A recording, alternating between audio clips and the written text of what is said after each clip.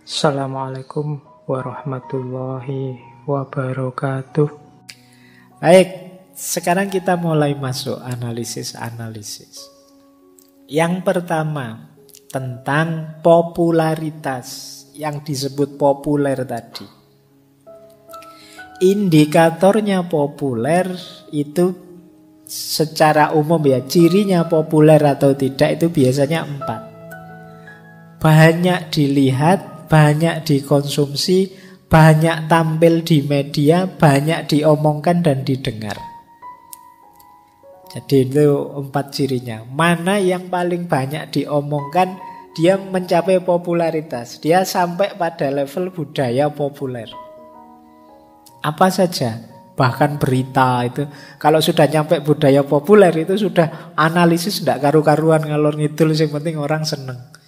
Meskipun kasus serius, misalnya kasus pembunuhan antar polisi misalnya.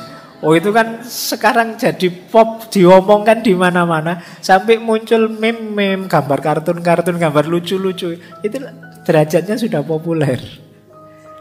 Jadi banyak diomongkan, banyak dilihat, banyak dikonsumsi. Indikatornya itu. Hari ini kan semua orang mengejar ini, mengejar popularitas yang kita sebut viral itu kan. Ingin populer. Kadang-kadang kita kalau habis posting kan sebentar-sebentar dilihat. Sudah berapa yang ngelihat ya? Sudah, iya kan? Sudah berapa yang nge-like? Kok enggak ada yang komen ya? Kok enggak ada? Kita ingin populer.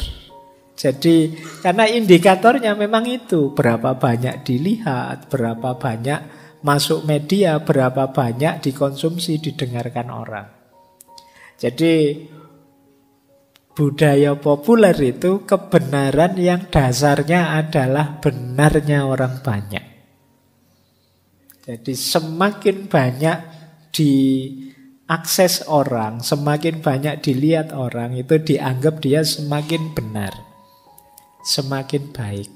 Jadi seburuk apapun karya, kok terus diapresiasi banyak orang, ya dia akan disebut sebagai baik dan populer. Jadi kayak sekarang misalnya lomba yang kayak idol-idol itu, yang mencari bibit penyanyi dan lain sebagainya, itu kan yang menilai kan orang. Berapa banyak orang yang vote, berapa banyak orang yang milih dan lain sebagainya. Jurinya malah tidak punya kuasa. Jurinya bisanya ngomentari dok. Bisanya saya yes ya, saya no ya, bisanya ngono dok. Tapi tidak menentukan nasibnya. Yang menentukan apa? Vote-nya. Kenapa? Karena ini budaya yang populer. Semakin banyak dilihat orang, disukai orang, ya berarti itu baik. Meskipun fals orangnya, tapi kok yang vote banyak, dia bisa menang. Jadi meskipun kontenmu itu jelek, tapi kok terus kebetulan banyak yang nge-like, banyak yang melihat, ya dia dianggap sesuatu yang baik, yang populer. Nah, jadi indikatornya itu. Kemudian ya kalau ini pemicunya, untuk bisa populer kata John Story itu biasanya jalannya 5 ini. Yang pertama, iklan yang baik. Cara mengiklankan. Kalau kalian bikin konten kan bikin thumbnail yang kira-kira menarik orang. Jadi kan misalnya yang ngaji filsafat ini kan banyak yang motong kecil-kecil. Kemudian saya tidak ngomong itu tapi dikasih judul yang seperti itu. Misalnya saya sering ngomong saya itu masuk ke dunia filsafat seperti tersesat di dunia tersesat dalam kebenaran. Nah, terus judulnya nanti di YouTube, Pak Faiz ngaku sendiri kalau sesat. Loh. Jadi meskipun isinya nanti orang baru sadar, oh iya ya. Nah, jadi itu iklan yang baik. Orang jadi penasaran, oh iya kok Pak Faiz ngaku dewe sesat. Begitu didengarkan, alah. Jadi kayak hari ini kan kalau beli buku misalnya kalian, judulnya bagus luar biasa, covernya bagus. Cuma diplastiki, kalian tidak ngerti isinya apa. Jadi kalian, wah ini kelihatannya bagus, begitu dibawa pulang dibaca, walah isinya cuma kayak gini. Itu berarti apa? advertising yang sukses. Jadi iklan yang bagus, yang menarik. Atau seandainya tidak bagus, agresif, kata Story. Agresif itu berarti terus-terusan. Kayak kalian misalnya baca lagi surfing nyari-nyari apa itu, iklan itu terus muncul. Buka TikTok keluar itu, nanti buka reel di Instagram keluar itu lagi. Lama-lama menurut kalian wah ini iki opo sih kok mentu terus kalian ngeklik. Nah itu namanya agresif marketing. Nanti ada apa-apa ya kayak dikit-dikit Shopee, dikit-dikit apa gitu kan, iklannya agresif sekali. Akhirnya kan sadar ndak sadar terus tiba-tiba kalian ngeklik, tiba-tiba kok menarik ya ini, ada promo apalah itu, terus kamu klik dan lain sebagainya. Itu namanya agresif marketing. Demi apa? Popularitas. Yo ndak hanya dagangan, ndak hanya konten, bahkan yo konten ngaji, konten apa saja semuanya itu kan sekarang butuh dua ini, advertising dan marketing. Ada lagi yang ketiga, meet current needs. Kalau ini memang dibutuhkan. Hari ini orang butuh itu dan kebetulan yang kita tampilkan isinya itu.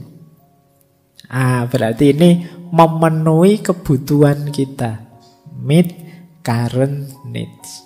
Jadi misalnya hari ini nih orang sedang butuh informasi tentang teori-teori konspirasi misalnya. Konten kita isinya itu, otomatis ya konten kita akan diklik orang. Kalian kan kalau mau bikin konten kan selalu mikir ini orang-orang kira-kira pas butuh apa ya. Nah, yang keluarnya terus itu. Nah, ini namanya meet current need. Kemudian yang keempat, inovasi. Kalau inovasi ini memang merangsang ingin tahunya orang.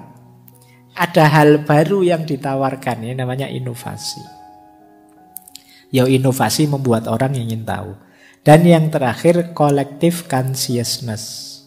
Collective consciousness ini kesadaran kolektif yang nyambung dengan kesadaran orang hari ini sebagian besar. Itu namanya collective consciousness. Misalnya, ya saya bilang tadi sedang rame-ramenya kasus pembunuhan antar polisi tadi, kalian bikin konten tentang itu. Kalian bikin konten yang isinya analisis CCTV-nya, analisis gesturnya, analisis apanya. Nah, itu mesti laku. Kenapa? Kesadaran kolektifnya orang hari ini itu. Nah, jadi pemicunya ini. Kalau ingin populer, kalian perhatikan 5 hal itu. Inovatif, sesuai kebutuhan, cocok dengan kesadaran hari ini, atau kalau tidak 3 itu, ya marketing dan iklannya yang bagus. Jelek tapi marketingnya bagus, bisa menang, bisa laku. Baik, jadi ini analisis untuk popularitasnya. Dari mana sih kok tumbuh jadi populer? Itu ya dari pemicu dan indikator tadi. Oke, untuk malam hari ini saya cukupkan sekian dulu.